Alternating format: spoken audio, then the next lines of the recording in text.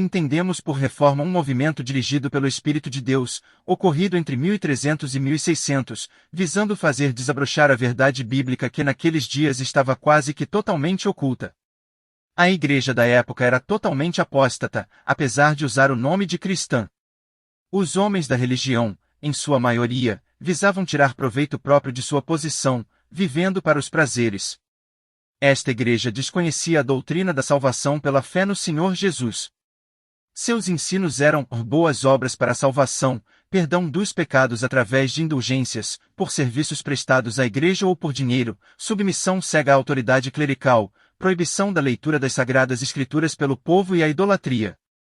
É verdade que nem todos os que colaboraram com a reforma o fizeram, por motivos espirituais, houve aqueles que aproveitaram as circunstâncias para se livrarem do jugo papista.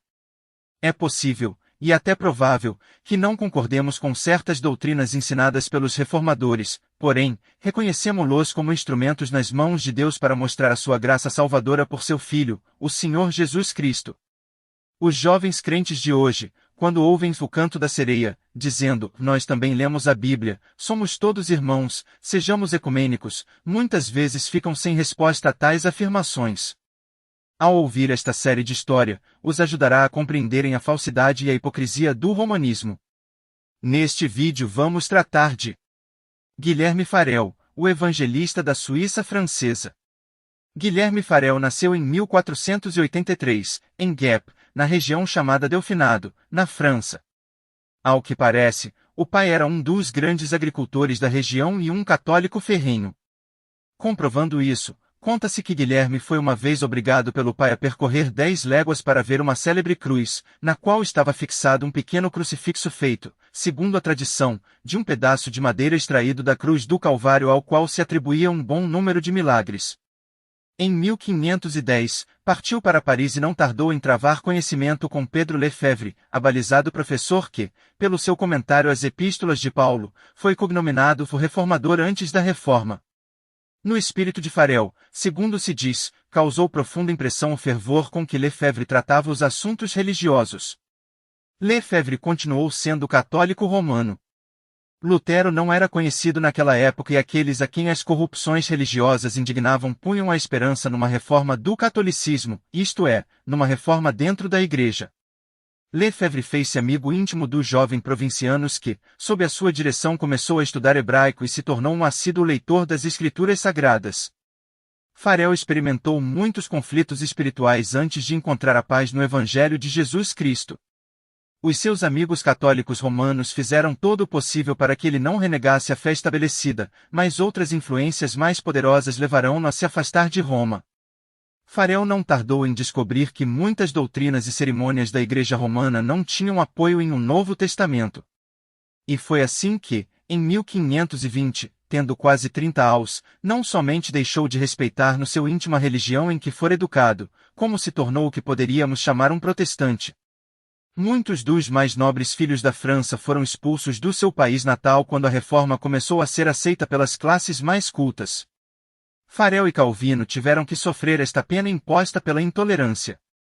Obrigado a retirar-se de Meaux, lembrou-se de visitar a sua terra natal, mas, sendo mal recebido, partiu para a Suíça, acompanhado por Anémon, convertido por ele. Farel era uma individualidade, possuía um caráter sui generis e, como todos os homens assim dotados, de outro lado despertava antipatias e hostilidades. Calvino chamava-o seu melhor e mais estremecido amigo.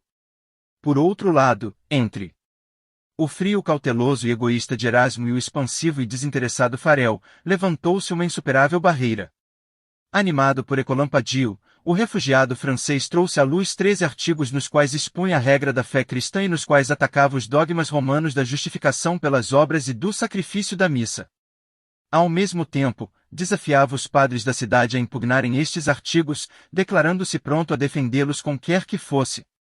Temendo as consequências de uma discussão pública, a universidade proibiu aqueles sobre quem tinha autoridade a aceitarem semelhante repto. Esta série de doutrinas apresentadas por Farel fez uma impressão em muitos espíritos e alcançou-lhe alguns sinceros aderentes. Mas também lhe criou inimigos. Pouco depois, o grande reformador recebia a ordem do concílio para sair da cidade. Passando um ano, voltou para Estrasburgo, onde ajudou Bucer e Capito na publicação de suas obras teológicas e onde dirigiu frequentes vezes a palavra aos refugiados franceses que abundavam naquela cidade hospitaleira. Em Berna, cidade inclinada ao protestantismo, teve Farel um debate com 300 padres, vencendo-os com a força dos seus argumentos. Em consequência disto, a cidade declarou-se protestante e Farel obteve autorização para pregar a palavra de Deus em todo o cantão de Berna, recebendo, além disso, cartas de recomendação para os outros cantões. Em Orbe, o reformador opôs-se à venda das indulgências, repreendendo asperamente o frade que se entregava a este tráfico tão conducente à prática do pecado. Daí em diante, moveram-lhe uma guerra tremenda. Sem importar-se com o clamor dos homens, das mulheres e dos rapazes, Farel continuava a pregar a Cristo, mostrando o sacrifício da confissão, a loucura de confiar nos santos e o caráter antibíblico de todo o sistema católico romano. Em Tavannes, entrando numa igreja onde estava se dizendo uma missa, Farel começou a pregar e tão comoventes foram as suas palavras que o povo despedaçou as imagens que estavam em cima dos altares e levou o padre, pondo na rua. No princípio de 1530, Farel apareceu em Neuchâtel, onde predominava o elemento católico. O povo apinhava-se nas ruas ou em qualquer lugar público para ouvir o famoso pregador francês a quem as hostilidades não amedrontavam. O clero romano moveu-lhe uma tão feroz perseguição que o concílio de Berna teve de interferir a favor do emissário. Prosseguindo as suas viagens, Farel foi dar na cidade de Valengem, acompanhado de um rapaz chamado Boyce, que parecia tão entusiasmado quanto seu mestre. Entraram na igreja, quando a missa estava no meio e, quando o padre pegou na hóstia, o rapaz tirou a hóstia das mãos do padre e, voltando-se ao povo, disse: Deus não está entre as mãos de um homem, como os padres querem fazer-lhes acreditar. É lá em cima, no céu, que a incorruptível majestade de Cristo repousa na glória de Deus Pai. Levantou-se um tumulto, atacaram e feriram os reformadores e o sangue de Farel manchou as paredes da igreja. Depois foi arrastado até uma capela próxima onde, aos pés de uma imagem da Virgem Maria, o intimaram a abjurar as doutrinas que andava pregado. Ele, em resposta, citou os trechos da que condenavam o culto das imagens. É interessante observar que em junho de 1531 foi abolido em Valengem o sacrifício da missa, implantando-se o cristianismo evangélico. As circunstâncias em que a cidade de Genebra se encontrava atraíram o espírito empreendedor de Farel, o qual, encomendando-se à proteção de Deus, resolveu empregar todos os seus esforços para evangelizá-la. Foram tantos os insultos que sofreu nesta cidade que se viu obrigado a retirar-se para Ivona, mas partiu de novo para Genebra em 1533 a pedido de alguns habitantes e sob a proteção da cidade de Berna. Achando o terreno melhor preparado do que anteriormente, logrou alcançar bom êxito nas suas prédicas, algumas das quais feitas em público. Por fim, o povo insistiu com ele para pregar na Igreja da Madalena, a suntuosa igreja gótica, cuja fundação data do século XI. Os padres, aterrorizados, fugiram, deixando-lhe o campo livre e, em 29 de março, Farel falou a um auditório de 6.000 pessoas. Em seguida, pregou na Catedral de São Pedro, na presença dos 200 membros do concílio e pode-se afirmar que a reforma estabeleceu-se desde então em Genebra. Nas igrejas tudo agora era simples e espiritual, tudo era baseado nas doutrinas do Novo Testamento. Já não se diziam missas, nem se comia pão consagrado à mesa do Senhor. As imagens desapareceram das igrejas. Em 21 de maio de 1536, os habitantes da cidade reuniram-se a pedido de Farel, agora o mestre respeitado por todos, e prestaram juramento de fidelidade ao Evangelho. Alguns meses depois de sair de Genebra, Farel recebeu um convite do conselho e da igreja de Neuchâtel para voltar a esta cidade. Parece que nesta ocasião Farel estava um tanto desanimado e que não tardaria em deixar aquela vida aventurosa em que se metera, entregando-se por completo ao estudo. Foi, porém, procurado por uma comissão composta de 2 conselheiros e 2 presbíteros que vinha, em nome dos habitantes de Neuchâtel, dissuadi-lo de semelhante resolução. Venha, disseram-lhe eles, termine o edifício que principiou.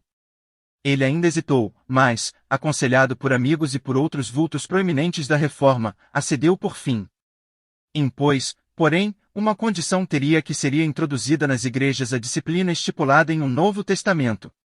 Como sempre lhe aconteceu em toda parte, como sempre tem acontecido a todos os homens que se colocam em evidência, não lhe faltaram amigos fervorosos e inimigos irreconciliáveis.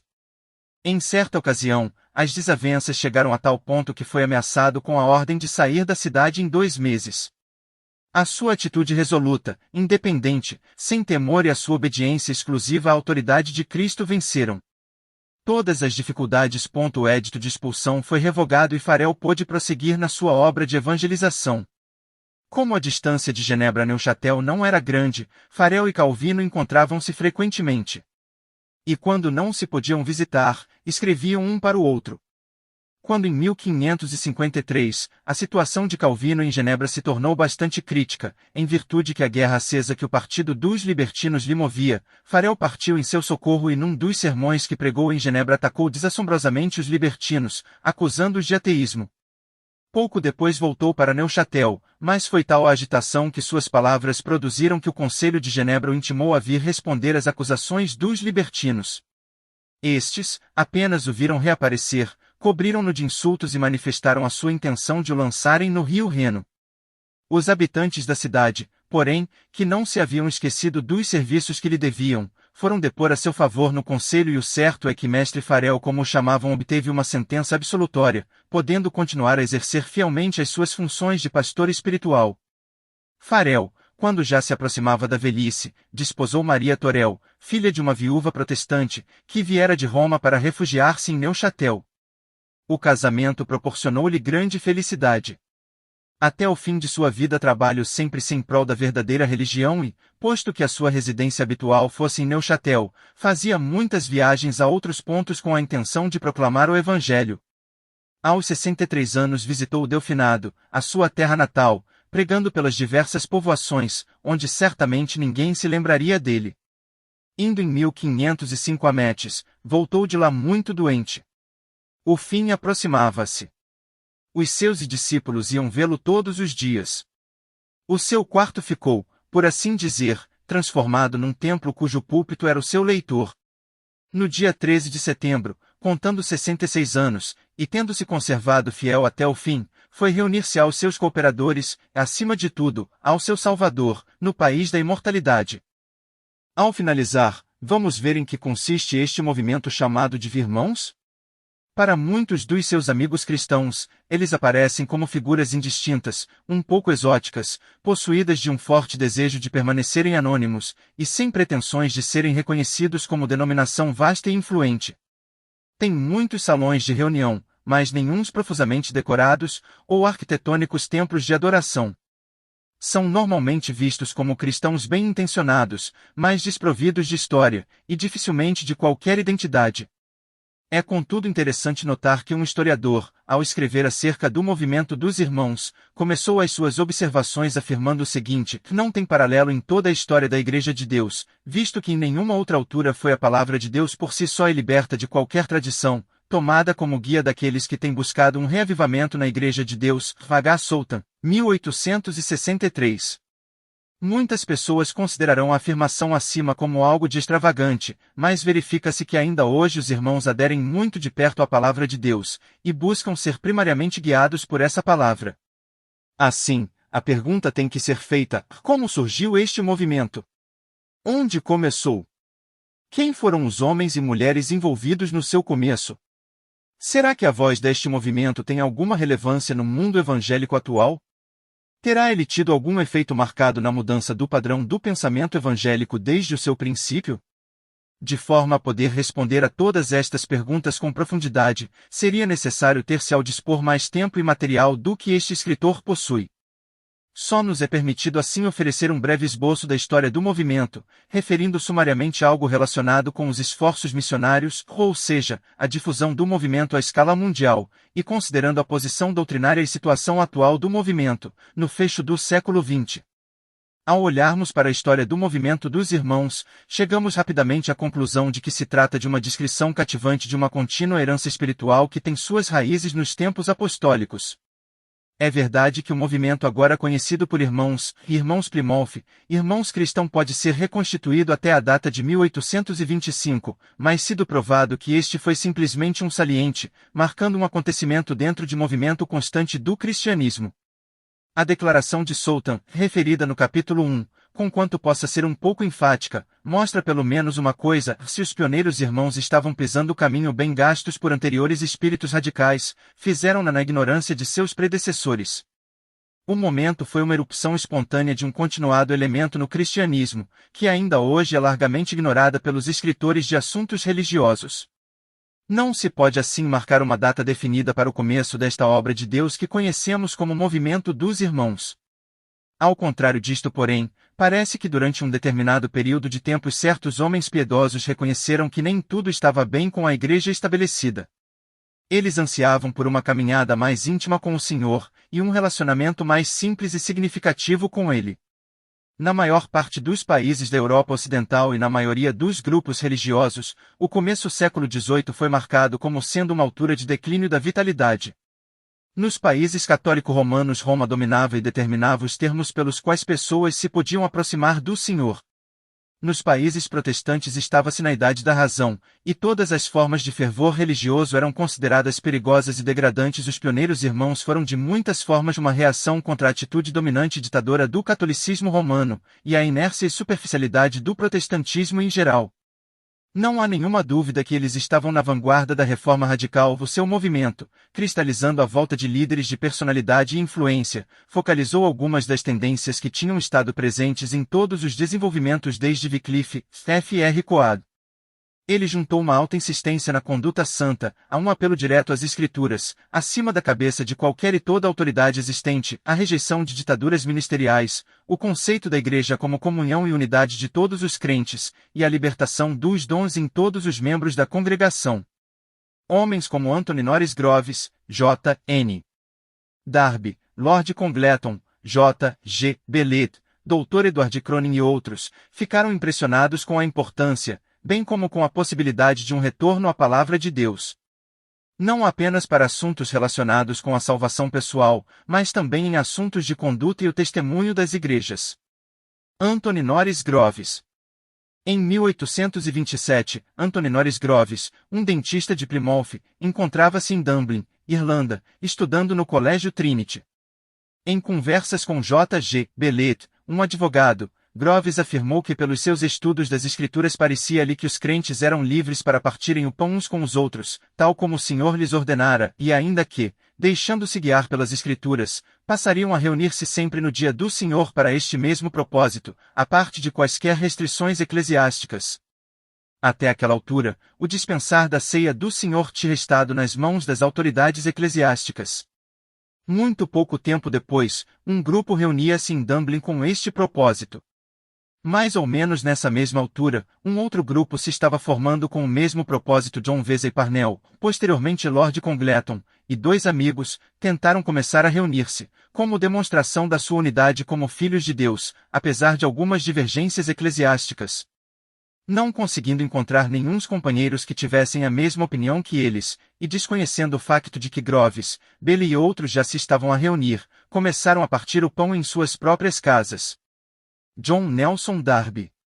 Pouco tempo depois, um dos elementos daquele grupo encontrou-se com Bailey, e após breve conversação, reconheceram a sua unidade de propósito, e isso resultou na junção dos dois grupos. Nesta altura, Groves tinha saído da Inglaterra, mas um jovem clérigo irlandês, John Nelson Darby, se tinha entretanto juntado ao grupo. Darby tinha recebido a sua graduação do Colégio Trinity, Dublin, como um medalhista clássico, estagiou algum tempo como conselheiro jurídico, foi ordenado sacerdote na igreja, e nomeado, para uma paróquia em Coviclove.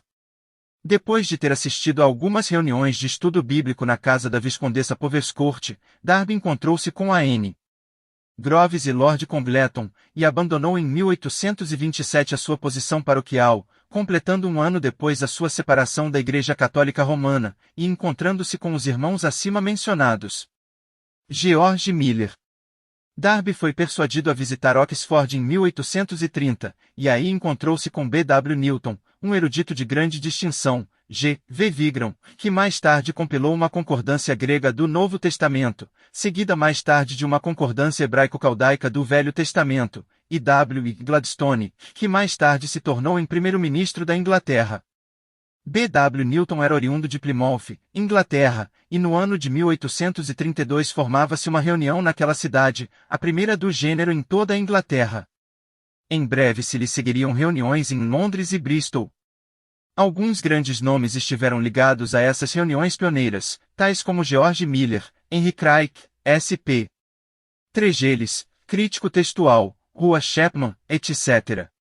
O tempo e o espaço não permitem a menção de outros, mas é evidente que o Senhor escolheu homens proeminentes para executarem a sua obra. Da Inglaterra, o movimento espalhou-se pela Suíça, Alemanha, Holanda, Itália, Canadá e, Índias Ocidentais, Nova Zelândia, mas alguns mais tarde. Tal foi o início daquilo que é agora conhecido por movimento dos Irmãos. Este nome nunca foi apropriado pelos irmãos pioneiros, os quais não conheciam outro nome a não ser o do Senhor Jesus Cristo. O nome, quer seja irmãos Plymouth, irmãos cristãos, etc., tem sido aplicado por outros e contudo é ainda verdade que as muitas assembleias espalhadas por todo o mundo se reúnem apenas no nome que é sobre todo nome, o nome do Senhor Jesus Cristo. Os homens e mulheres pioneiros deste movimento não tiveram nenhum desejo de ter qualquer título exclusivo, a sua única preocupação era um retorno à palavra de Deus com única autoridade em relação à sã doutrina, vida pessoal e reuniões coletivas dos filhos de Deus. A atividade missionária do movimento é algo de espantoso. Logo desde o início, e começando com a N. Greves, o seu zelo missionário foi algo de notório. É difícil haver algum país do mundo que não tenha sido afetado por este movimento. Assim, longe de constituir um movimento meramente anglo-saxônico, ele espalhou-se até aos quatro cantos da terra. Na maior parte dos antigos países comunistas, de leste, podiam e pode encontrar-se assembleias de cristãos que se reúnem sob os princípios simples do Novo Testamento, os mesmos princípios que foram a luz guiadora dos primeiros irmãos. Deus, na sua grande graça, tomou e enviou das suas fileiras vastos números para testemunharem em terras estrangeiras. Em 1829, a N. Groves, dependendo apenas de Deus, foi até Bagdade, capital do Iraque, por meio de um pequeno iate, indo primeiro a Petersburgo, ex-Leningrado, e depois através do sul da Rússia, em carroça, até Bagdade. Foi com sua esposa e 2 filhos, de 9 e 10 anos, o tutor dos rapazes, a irmã de Sr. Groves, Lydia, Miss Taylor, e o Sr. Batty, um jovem da Irlanda. Depois de terríveis contratempos, começaram a trabalhar em uma região que estava sendo devassada pela praga bubônica. Quase todos os habitantes da cidade eram muçulmanos fanáticos que se deliciavam em assassinar pessoas, fazer guerras e roubar.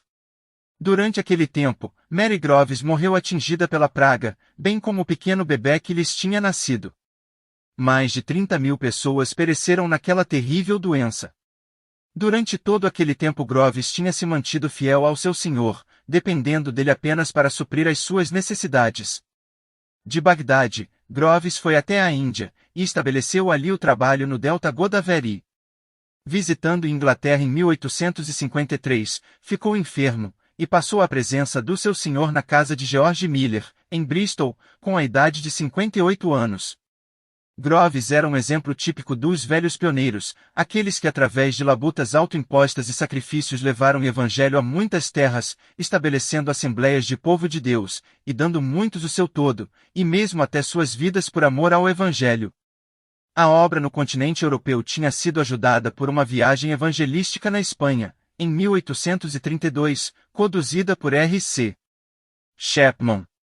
Mais tarde, isso foi acompanhado e seguido por ensinadores, e depois de 1869 a obra desenvolveu-se em Barcelona, Madrid, e na província da Galiza. Cerca de 1870, a obra desenvolveu-se também em Portugal, e tornou-se um dos maiores grupos evangélicos no país. Um trabalho interessante começou na Itália, sob a liderança de Conde Piero Guicciardini, cabeça de uma das mais antigas e famosas famílias em Florença. Em 1851, Guicciardini e outros 6 crentes foram presos pela polícia por terem organizado leituras privadas da Bíblia, em sua casa. Foi condenado a 6 meses de prisão, e mais tarde exilado. Numerosas prisões de crentes se seguiram em Florença, por nenhuma outra razão a não ser a profissão da fé evangélica, e por organizarem leitura da Bíblia em seus lares. A Itália tem tido um forte trabalho indígena por mais de um século, o qual continua, apesar do que o inimigo possa fazer. Os esforços missionários continuaram a espalhar-se através de toda a Europa, América do Norte, do Sul, Canadá, Nova Zelândia, Austrália, África, Rússia, Índia e Ilhas das Caraíbas. A China, Japão e outros países do Extremo Oriente foram alcançados e grupos de assembleias foram formados em todos estes lugares. Muitas organizações missionárias bem conhecidas atualmente tiveram suas origens nos irmãos. Podiam-se mencionar muitos nomes ligados ao grande esforço de obedecer ao mandamento de Senhor, e de todo o mundo e pregai o Evangelho. Podemos pensar no Dr. Baedeker, que gastou tanto tempo na Rússia, Hudson Taylor na China, F.S. Arno na África, C.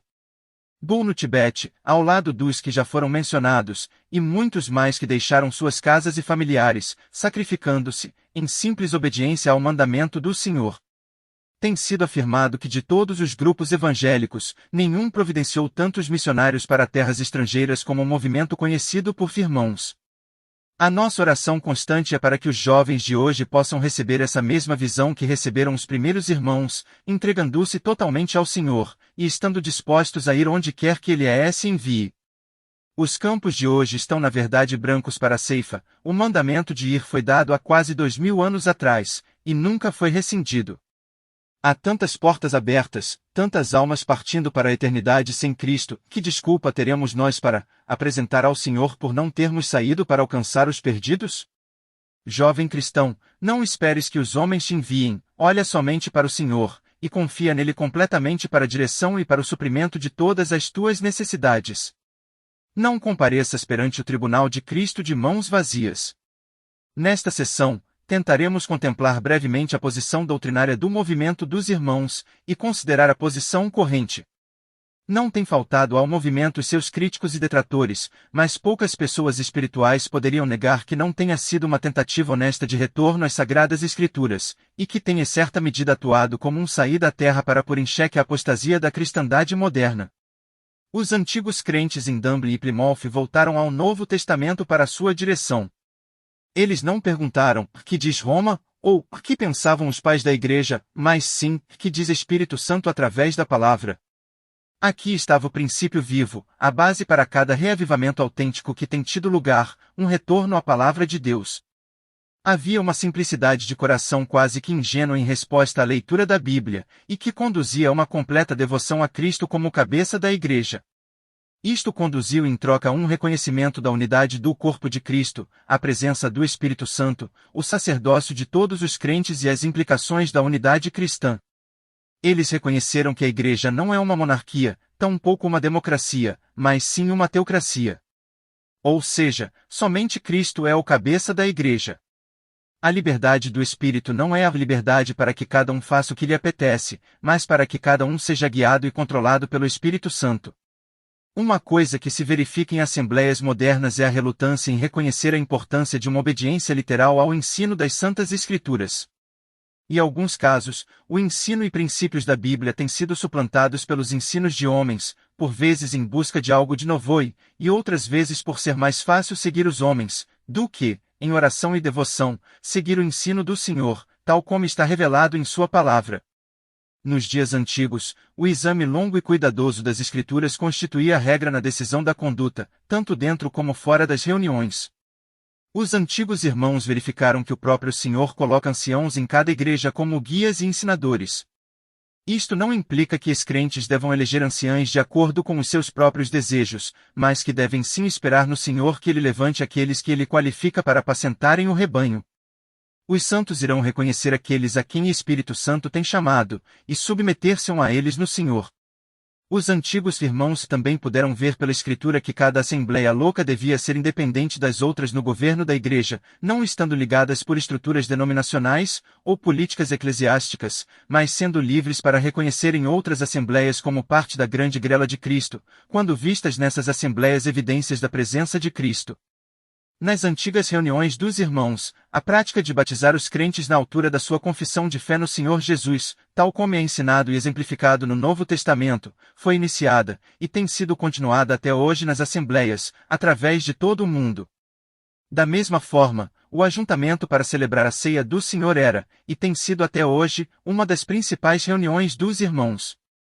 Em relação a isto, podemos acrescentar dois comentários, ou melhor, duas citações dos antigos irmãos. Primeiro, o Dr. Edward Cronin, convertido do catolicismo romano, que escreveu a um amigo: os abençoados períodos com a minha alma que conhecemos naquelas primeiras reuniões, quando deixando a mobília ao lado, e pondo a simples mesa com o seu vinho, nos encontrávamos para recordar e ser períodos de alegria para nunca mais esquecer, certamente que tínhamos e sorriso e aprovação do Mestre naquelas reuniões. Em segundo lugar, citamos George Miller, em relação à ceia do Senhor. Embora tenhamos um mandamento específico relacionado com a frequência da sua observância, o exemplo dos apóstolos e dos primeiros discípulos levar-nos apesar disso, a observar esta ordenança em cada dia do Senhor. Assim tem esta prática continuado até ao dia presente em todas as assembleias conhecidas por irmãos. O movimento conhecido como irmão surgiu porque a vida que existia na igreja parecia ser formal e sem vida. Quando raiou o século XVIII, raiou uma igreja adormecida, havia pouco ou nenhum entusiasmo em lado algum por uma caminhada íntima com o Senhor, a aderência à sua palavra tinha deixado de lado, e o racionalismo e ritualismo estavam tomando seu lugar. O movimento dos irmãos começou espontaneamente, como um movimento do Espírito Santo operando nos corações e mente dos homens. Ocorreram fraquezas, e ainda ocorrem hoje. Elas sempre ocorrerão enquanto os homens não seguirem pensar através das implicações totais de suas crenças, ou compreenderem o que é que estão realizando. Contudo, e apesar das fraquezas, Deus tem se dignado abençoar este movimento de uma forma notável, para a salvação de milhares de preciosas almas, e para o avanço de seu reino universal.